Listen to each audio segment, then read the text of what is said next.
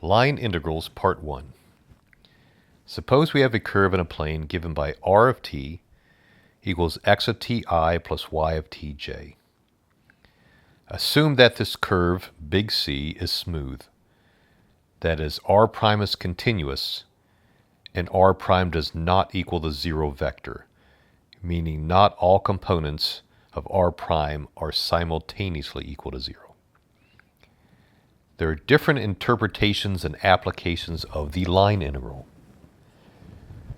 For this one, I want you to imagine a function f of xy above my curve C.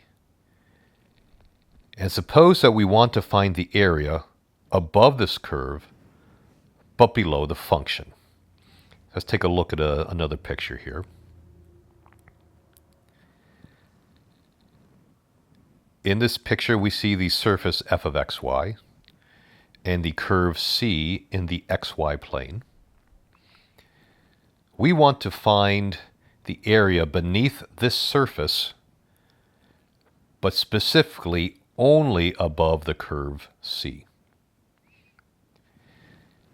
In this picture, hopefully this reminds you of Riemann sums, where in Riemann sums, we started by approximating an area.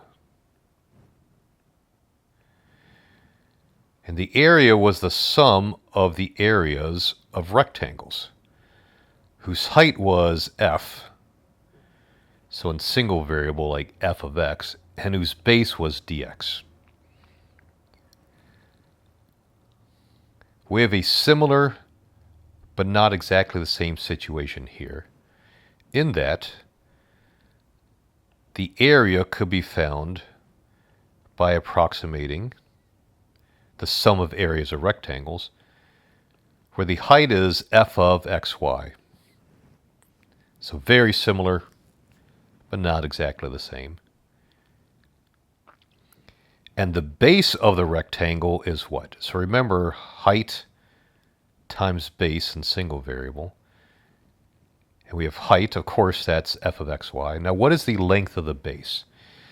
So if I went back up to here, if I did an approximation thing along these lines, the length of each base would be this. Now, you might recall from an earlier unit when we did arc length, we call that length ds, or for now delta s, until we shrink it down. So the area is going to be approximated by the sum of the areas of rectangles whose height is f and whose base is delta s. And of course, if we want to find the exact area, we shrink all these rectangles down, that we shrink their base down to 0, and then we add, that is, we integrate the areas of these rectangles. Now, how do we find ds? You might recall that when we did arc length, we found that the arc length was the integral from a to b of the square root of dx dt squared, or x prime squared, plus dy dt, or y prime squared, dt.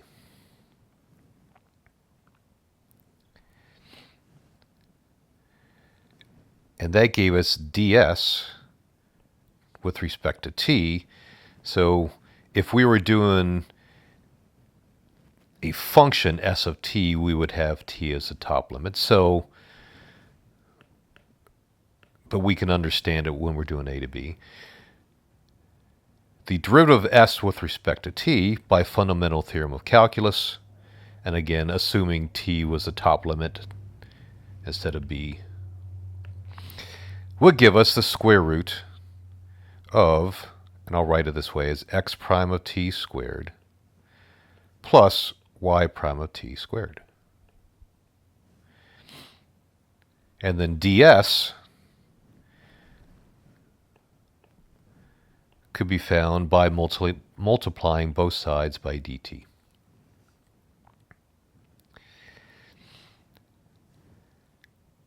Which means one interpretation of the line integral, and we usually have the big C down below, will be the integral over the curve of f of xy, that is f of x of t comma y of t, times ds,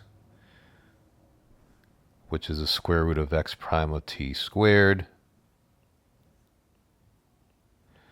plus y prime of t squared dt. So this is our first interpretation of the line integral, giving us the area beneath a function but over a curve C. One thing I want you to see that I did, because we have C is a function, that a C is given by the curve R of t. One of the first things we do almost always is we parameterize everything. We change our x's and y's into whatever parameterization we use for R of t. Because notice that everything in our line integral, at least this interpretation, has t's, that they're all functions of t's. So let's do an example here. Let's say we want to evaluate the line integral of 2 plus x squared y ds, where c is the upper half of the unit circle. So we want to find some sort of parameterization for c. And the truth is, without proof, but the truth is any parameterization will work. We want to find one that's simple, basically. Now, we should be used to parameterizing circles at this point. I'm going to do the standard one, where the unit circle is parameterized by cosine of ti plus sine of tj. And then, since it's the upper half of the unit circle, we can do t is between 0 and pi. So all we got to do now is plug things into our line integral. But I need a couple things first. We need to find r prime of t, which is negative sine of ti plus cosine of tj. And remember, this is going to be x prime of ti plus y prime of tj, which will give us our ds. So the ds part, that is this part back here, the square root of x prime of t squared plus y prime of t squared, is going to be the square root of negative sine squared, that is negative sine all squared, plus cosine t all squared, which is the square root of sine squared plus cosine squared, which is 1. I'll come back to that in just a bit. Let's plug into the other parts. Now, I'm not going to put the big C down below because now I'm changing everything to t, so I can have t limits. So I can do the integral from t equals 0 to t equals pi of 2 plus x squared, that is cosine squared, t times y times sine of t times ds. Now ds is my square root, which is 1 times dt. And then we can integrate this one.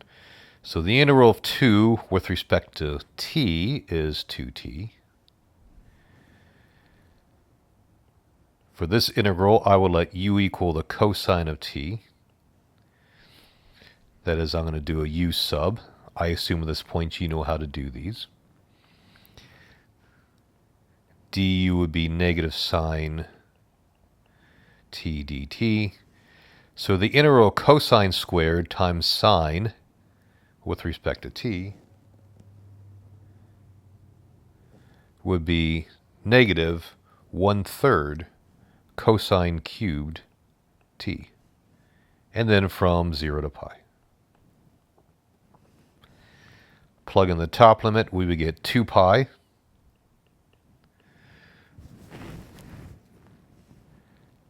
I put squared, I said cubed. Cubed is right, so cosine cubed. Minus 1/3 times the cosine of pi cubed, so times -1 cubed or -1.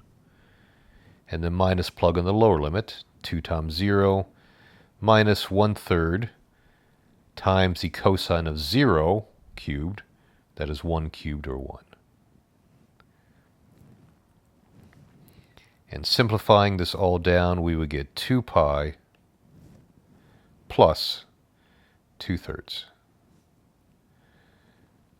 which would be the area of this function here that is below that function and above my half unit circle. Let's do one more problem. Let's evaluate the curve, that is the line integral over the curve, which is going to consist of two parts, we'll get to in just a bit, of 2x ds. So what it turns out is that we can integrate this piecewise, just like we would do with other piecewise functions, where I could do the line integral over the first part of the curve plus the line integral over the second part of the curve. So what that means is we're going to do two separate parameterizations to handle two separate integrals. Once again, any parameterization in the world will work as long as you do it correctly. You'll get the same answer. So let's start with curve 1, of course, where we have y equals x squared. I'm going to let x equal t. Simple parameterization, which is going to make y equal t squared.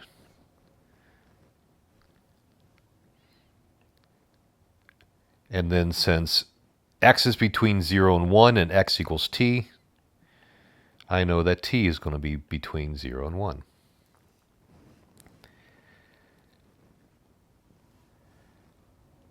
Furthermore, I can find the ds, which is going to be the square root of x prime squared, so 1 squared, plus y prime squared, that is 2t all squared, dt.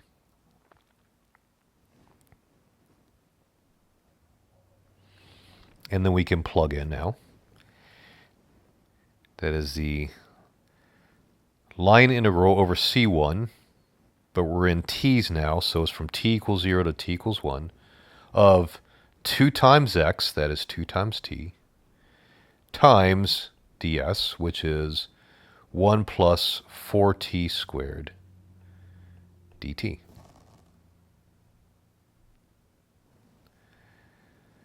This is another u sub, letting u equal 4t squared plus 1. I wrote it backwards, but that's okay. du is 8t dt.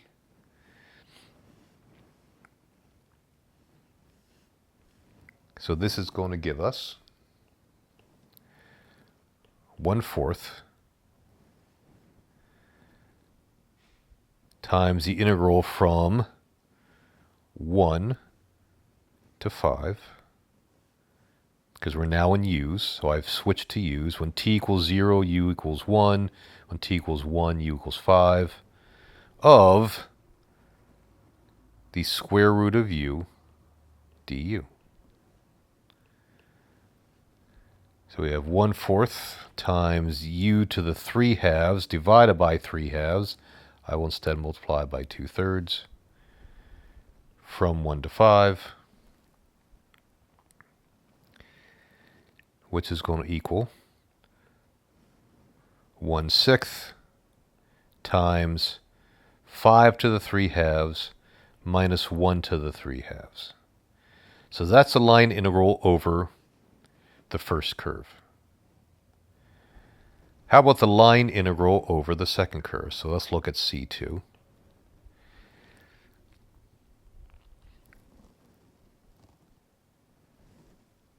This says x equals 1, so I'm not really going to parameterize it because x doesn't change. We'll say x equals 1. And then y is changing from 1 to 2, so let's just let y equal t, and let t go from 1 to 2.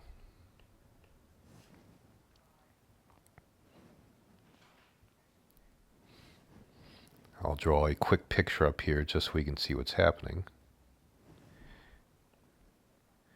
You say, for example, x equals 1.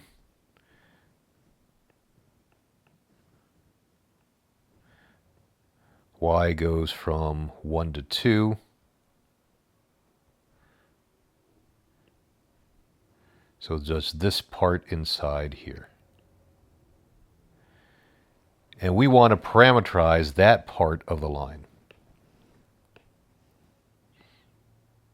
Let me get rid of this extra stuff that we don't really need. So it's really this piece right here that we're trying to parameterize from here to here. Once again, x equals 1, that doesn't change. And notice how that if we let y equals t, as t goes from 1 to 2, we get exactly what we want. Okay, so let's go ahead and finish off this integral. We need to find ds. Well, ds is the square root of x prime squared, so 0 squared, plus y prime squared, so 1 squared, dt. So ds is simply dt. And then our integral, 2x ds, will become the integral from t equals 1 to t equals 2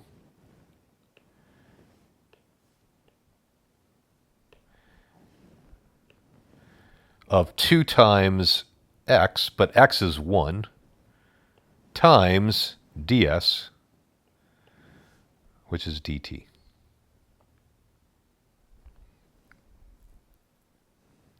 I'll write that out just so we can see where it came from. We did this, right? 2x ds, and we simply plugged in.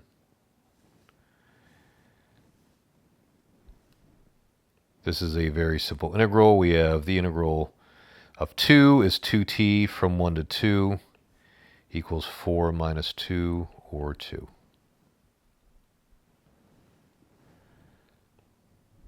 So our total line integral is simply the integral of c1 plus c2, which equals 1/6 times 5 to the 3 halves minus 1 plus 2.